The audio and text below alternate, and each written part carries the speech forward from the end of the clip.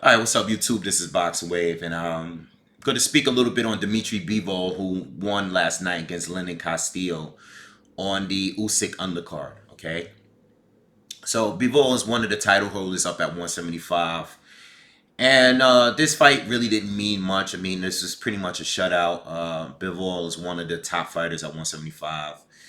And everybody else is scheduled. All the other champs, you have Beterbiev that's going to be fighting Gavozic, and they're scheduled to fight. That's going to be a unification match. And we all know that Canelo's going to be fighting Kovalev. So it's really not much for him to do.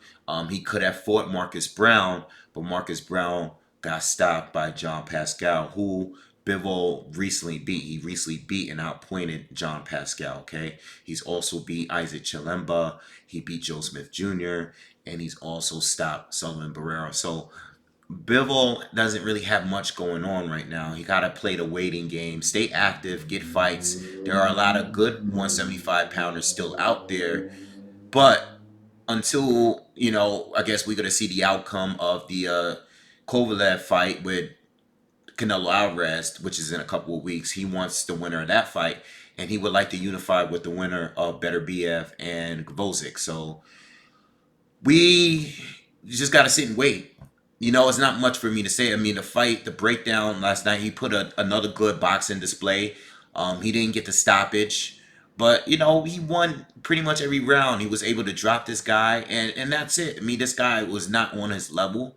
He wasn't a bad boxer though, but Bivol is a very cautious fighter, and it's really not much to really say. I mean, I think you know I'm I'm not sure who's the best at this division is right now. I don't know. I really don't know.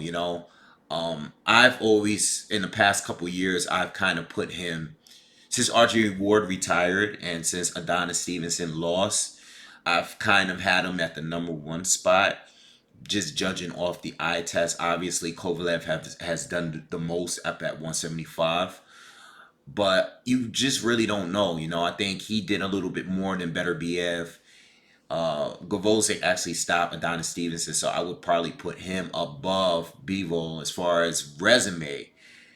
But it's really hard to tell. I mean, they all have great strengths. They don't need none of them really fight similar. You know, um, they're all great matchups. I'm still trying to figure out who I think is going to win between Beterbiev and Gavozic. So I I'm just waiting to see what happens. It's nothing for me to really say. We just waiting to see who he's gonna fight next. Hopefully he can fight the winner of one of these two fights. Now if Canelo ends up beating Kovalev, I doubt Bivol gets a fight with him. I just doubt it. It's just huge risk, low reward. You know how the business is. I just doubt Canelo fights him. Fight anyone. I think Sergey Kovalev has some. He's an older guy.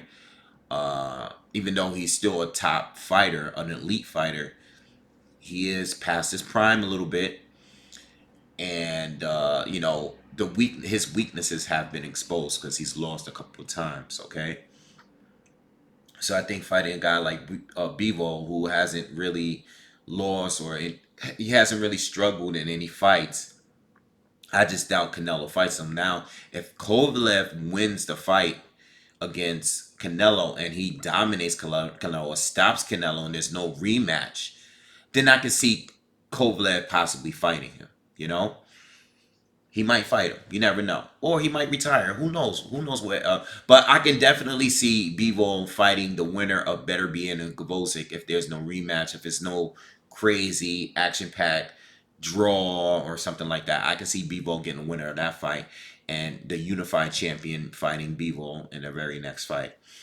So we just gotta play the waiting game. I think at 175, even though Kovalev is fighting Canelo, I don't see anyone really ducking anyone at the division right now. I think these guys are all willing to fight each other. All of these guys, you got three Russian fighters there, and you got one from the Ukraine.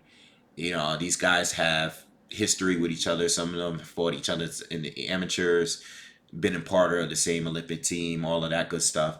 I think the fights would really go down, but as far as Bivol, he looked as good as he normally does. You know, I mean, I guess if you want to criticize him in this fight, maybe he could be a little bit disappointed at him not getting the stoppage. You know, I expected a stoppage, but he doesn't really take many risks. You know, I think he did a little bit with Barrera, and I think that was a great stoppage. But outside of that, man, he fights a very cautious fight. So at this point, I'm just gonna wait and see, and that's it. That's all I gotta really say. You know, it was a good fight, and that's that. So anyway, let me know what you think in the comments. Make sure you like, subscribe, and all that. And I'll see you guys in the next one. Peace.